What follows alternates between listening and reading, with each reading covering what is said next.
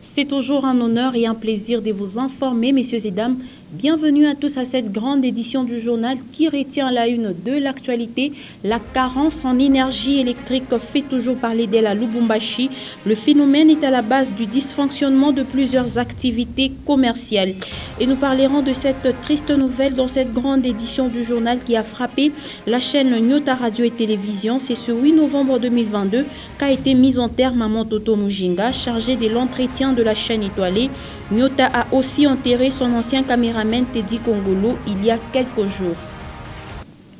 Une fois de plus, bienvenue à tous à cette grande édition du journal qui s'ouvre par le ministère du Plan où le ministre d'État en charge du plan, Christian Mwando Simba Kabulo, a conféré ce mardi 8 novembre 2022 avec le ministre provincial du Plan dans le Haut-Katanga. Christian Momat Kabulo est venu auprès du planificateur du gouvernement s'enquérir des réalités qui entourent l'exécution du programme de développement local des 145 territoires dans la province du Haut-Katanga. Les détails avec Célestin Muganza et Dieudonné Kanyinda. Plusieurs inquiétudes planent dans le chef des députés provinciaux du Haut-Katanga au sujet de l'exécution du programme de développement local des 145 territoires, programme initié par le président de la République et chef de l'État Félix-Antoine Tshisekedi Tshilombo. Le ministre provincial du Haut-Katanga en charge du plan a été dépêché par l'autorité provinciale à Kinshasa afin de soumettre la question au ministre d'État en charge du plan, Christian Mwando Simba Kabulo. Au cours d'une séance de travail, mardi 8 novembre 2022, avec le ministre provincial Christian Momat Kabulo, le planificateur du gouvernement Christian Mwando Simba Kabulo a éclairé la lanterne de son hôte. L'échange a été très fructueux avec son Excellence, Monsieur le ministre d'État. Il a répondu aux préoccupations des députés provinciaux. Les esprits doivent se calmer. Le fonds pour réaliser tous les projets dans les territoires du Haut-Katanga ont été disponibilisés. Et pour notre province, c'est le BCECO qui assure l'exécution. Et tous les fonds sont disponibles. Mais il y a un hic. C'est que nous attendons que le chef de l'État prenne une ordonnance pour nous permettre d'assurer le suivi dans le province.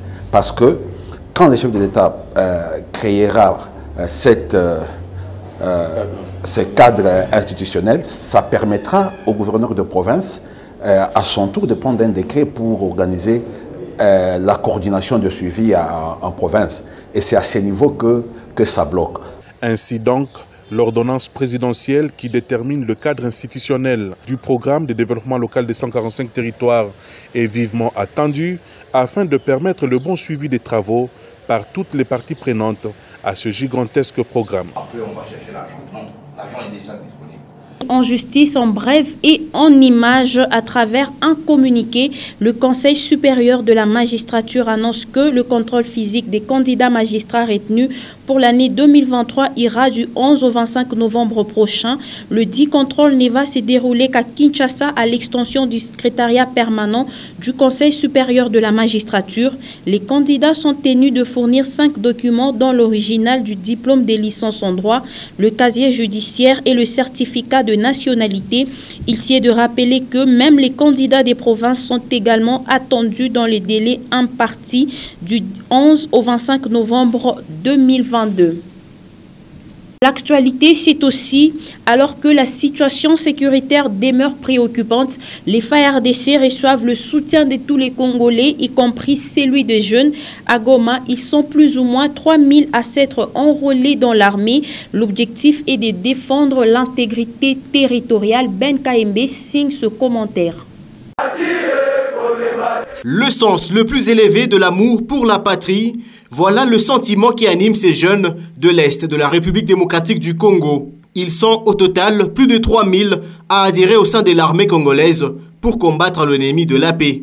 Le colonel Njike Guillaume est porte-parole du gouvernement du Nord Kivu. Vous avez vu la population du Nord Kivu répondre spontanément à cet appel du chef de l'État.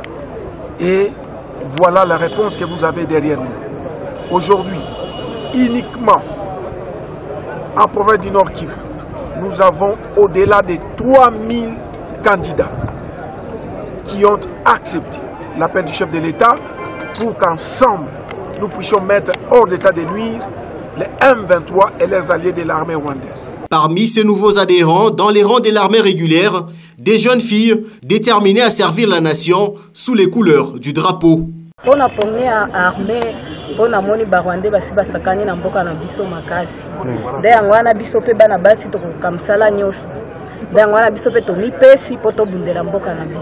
Et déjà le lundi 7 novembre 2022, ils ont reçu une visite du sous-chef d'état-major en charge des opérations et renseignements, le général-major Chiko Chitambwe. Kama kila mara mtakuwa mnakumbuka hii premier amour, l'amour que vous avez pour votre pays, la trahison ne trouvera pas une place dans vos passés. Unasikia? Ile amour itakuwa na bamotive kwa kutumikia inchi mpaka mkumwanga damu. Il ne reste plus que la formation dans un centre pour ces jeunes filles et garçons afin qu'ils reviennent défendre les intérêts communs du peuple congolais. Et je venais de l'annoncer au sommaire de cette grande édition du journal. La province du Haut-Katanga connaît depuis un temps un sérieux problème d'énergie électrique au grand centre urbain comme dans les différents quartiers. Avoir du courant électrique en permanence, c'est un luxe. Déjà meurtri par la crise financière, la population est obligée de dépenser le gros du revenu pour acheter du courant. Ben KMB nous en dit plus. Le bruit des moteurs des groupes électrogènes, en pleine journée comme tard dans la nuit, traduit la carence de l'énergie électrique à Lubumbashi. Ce phénomène touche tous les quartiers, y compris le grand centre urbain. Les centres de santé ne sont pas épargnés. Les médecins prennent des gros risques, surtout le soir, dans la capitale qu'ils préfèrent, indique ce personnel soignant ayant requis l'anonymat. Sans courant électrique, il y a beaucoup de choses, beaucoup plus à l'hôpital, parce qu'il y a des cas qui arrivent la nuit. On est obligé, par exemple, de chercher une veine, ou bien ça c'est une intervention chirurgicale, ou ça c'est un accouchement. Mais sans éclairage, vraiment, c'est difficile de travailler. Des fois, on arrive à tâtonner dans les veines. Des fois, ce sont les accouchements où les torches tombent. Des fois, ce sont des piles, les dépenses inutiles aussi. Les guest house et restaurants souffrent terriblement pour fonctionner sans courant. Israël Kassanda est gérant d'un hôtel du quartier Lido. Lido, ça fait vraiment très longtemps. Ça doit prendre plus d'une année qu'on rencontre ce genre de difficultés. Les courants, ça peut partir de 4h à 23h, 4h à 16h. La SNEL, auparavant, on nous écrivait, on nous signalait que voilà, il y aura tels travaux, suite à de tels travaux, voilà, il y aura perturbation du courant. Mais ces derniers temps, non, c'est équipé ailleurs. Donc quelqu'un peut se réveiller le matin, il commence des travaux. Donc vous constatez toujours le délestage. À lui d'ajouter que le pire est de constater que les factures sont délivrées sans tenir compte de la consommation de l'énergie. Quand on doit faire les calculs en prenant la SNEL, c'est que vous payez, et vous prenez aussi les carburants, c'est très coûteux. Alors qu'on a des impôts qu'il faut payer, nous avons des taxes qu'il faut payer. Le changement des dirigeants à la tête de cette société n'aurait rien changé sur terrain jusque-là. Le défi est toujours là et c'est un manque à gagner pour les tenanciers d'activités commerciales.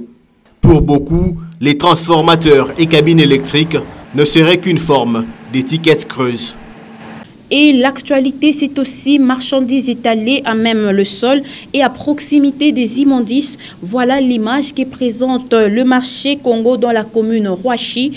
Après la pluie qui s'est abattue à Lubumbashi, ces lieux de négoce se trouvent dans un état d'insalubrité criante.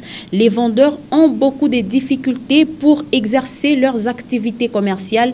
Édouard Concours est passé par là et dont voici son reportage. Le marché Congo, situé dans la commune Rouachi, au quartier portant le même nom, est parmi les victimes de la première pluie qui a arrosé la ville de Lubumbashi. Les vendeuses et vendeurs ont eu du mal à étaler leurs marchandises. La boue, l'insalubrité et le mauvais écoulement des eaux ont eu un impact très négatif dans le déroulement des activités commerciales en ces lieux de négoce.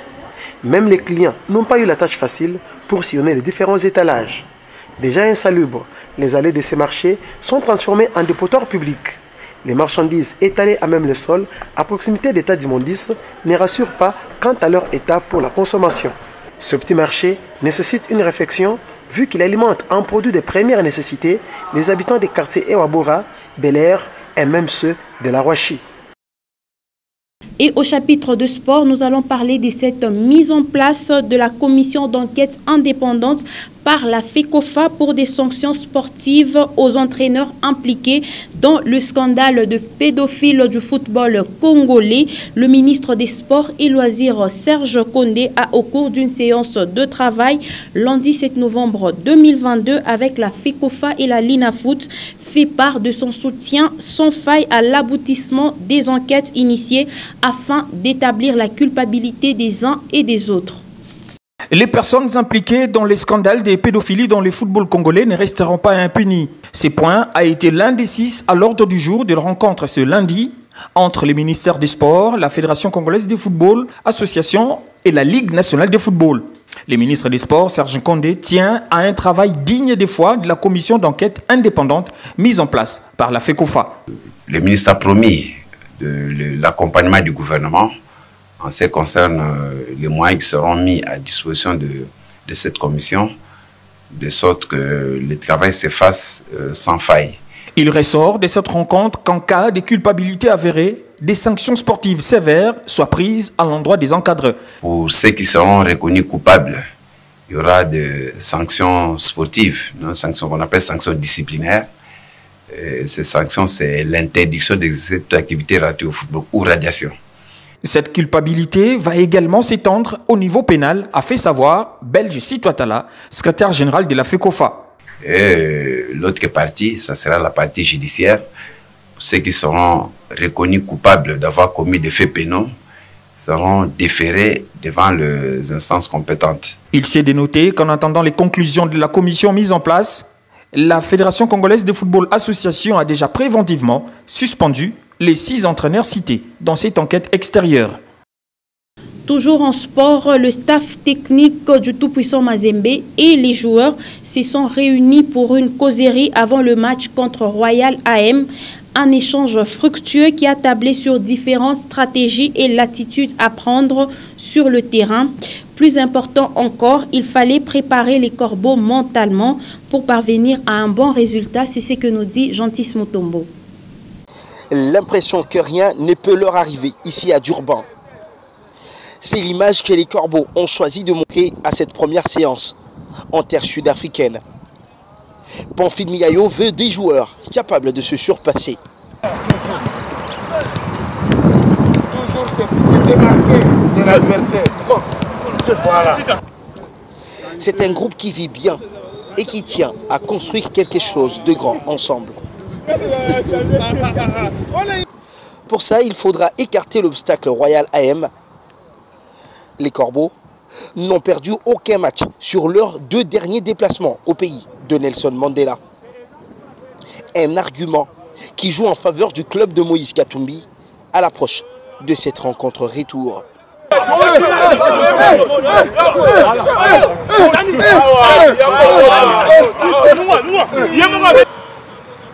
Derrière le Moses Mobiba Stadium, Pamphile Miayo et ses 25 corbeaux font la première répétition sur du gazon naturel. Conservation de la balle avec énormément de maîtrise. Les premiers éléments sont d'ores et déjà là d'un Mazembe qui voudrait posséder le ballon mercredi. Et nous allons parler de cette triste nouvelle.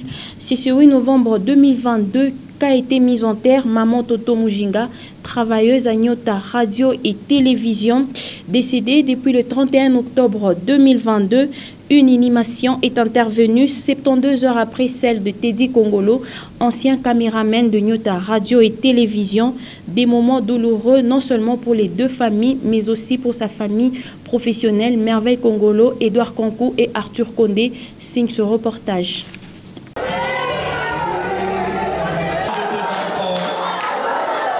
Désolation, consternation, douleur et chagrin, voilà ce qu'on pouvait lire sur les visages des agents des Nyota Radio et Télévision qui ont perdu en l'espace des 48 heures seulement 2 d'entre eux. D'abord, Madame Mujinga Mukaza Toto le 31 octobre et Teddy Kongolo le 1er novembre 2022. Samedi 5 novembre, la levée du corps de Teddy Kongolo a eu lieu à la morgue de l'hôpital des références de la Kenya. Membres des familles, amis, connaissances et familles professionnelles, tous ont tenu à tendre un hommage mérité à ces grands chasseurs d'images qui a servi Nyota Radio et Télévision plus d'une décennie. Le cortège funèbre a pris la direction de la nécropole Rivière des Anges après l'horizon funèbre des Kassongiri. Le mot de la famille a été prononcé en guise de remerciement à tout le monde. Tu as égayé nos journées, tu as été avec nous. Merci, merci pour tout. Merci pour ta foi qui est un exemple aujourd'hui pour nous, principalement pour ta maman que tu as laissée. Teddy, repose en paix. Et c'est avec beaucoup d'honneur que Teddy Kongolo a été conduit en sa dernière demeure.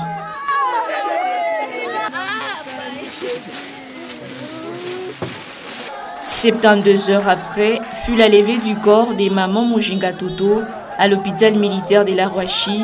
Après une brève cérémonie d'hommage, le cortège s'est rendu à Kassongiri. Ici, le frère, sœurs et orphelins de la défunte n'ont pas su retenir les larmes.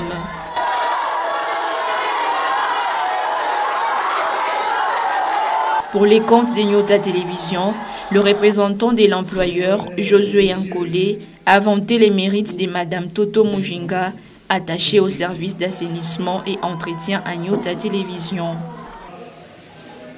Par la foudre qui vient de nous frapper, en nous arrachant de notre affection, Madame Mujinga Mukaza, Mama Toto, pour les intimes. Employée à la chaîne étoilée, au service d'entretien et d'assainissement du bâtiment, et plus tard responsable de ce service à cause de son dévouement, son sens élevé des responsabilités. Maman Toto, elle était serviable, d'une haute et bonne moralité.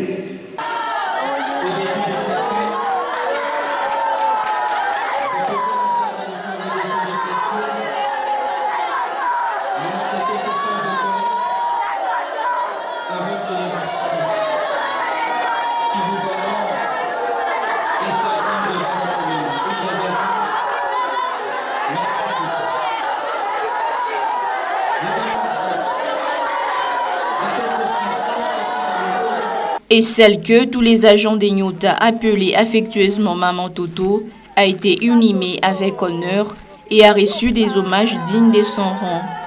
Maman Toto et Teddy Kongolo, que vos âmes reposent en paix. Place à présent à la rubrique Le pour vous, dont le condensé porte la signature de Pascal Mwangala Marmotte.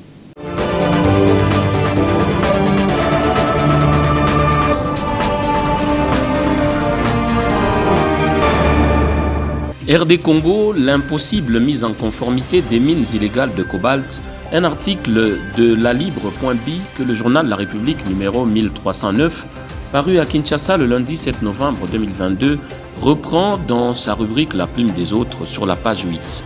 Bienvenue mesdames et messieurs à votre lu pour vous sur votre chaîne.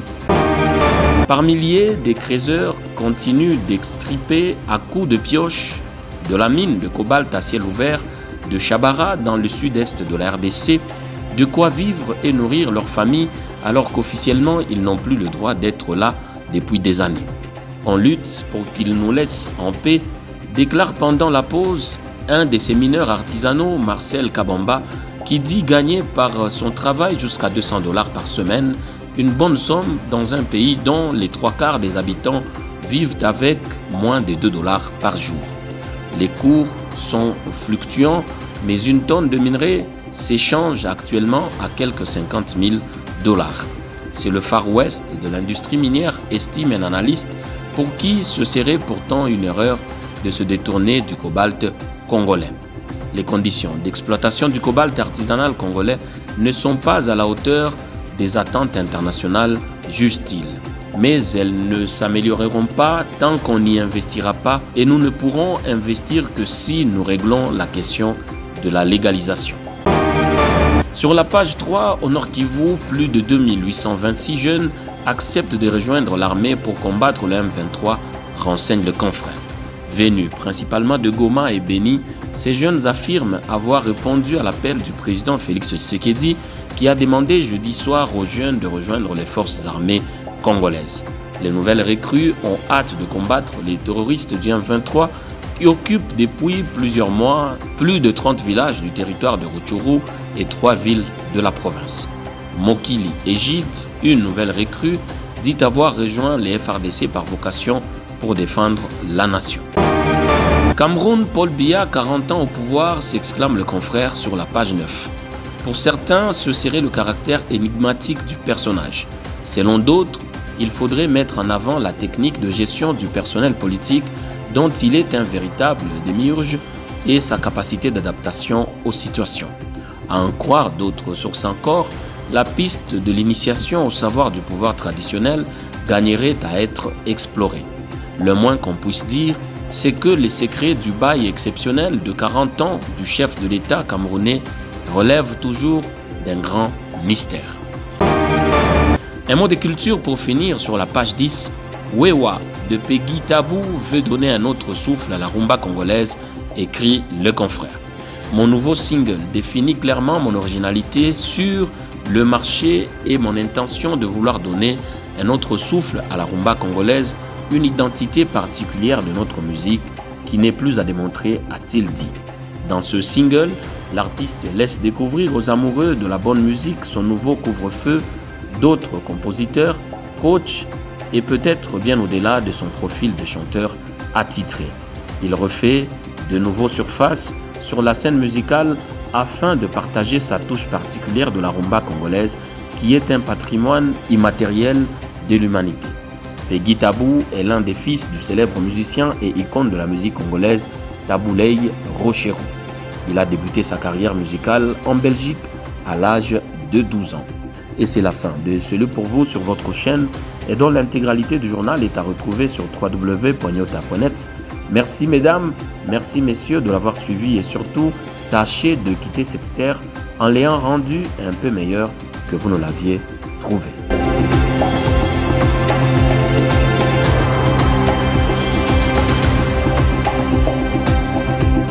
À la fin de cette grande édition du journal. Merci de l'attention que vous ne cessez d'accorder à la chaîne la plus proche de vous. Que la paix soit toujours votre partage.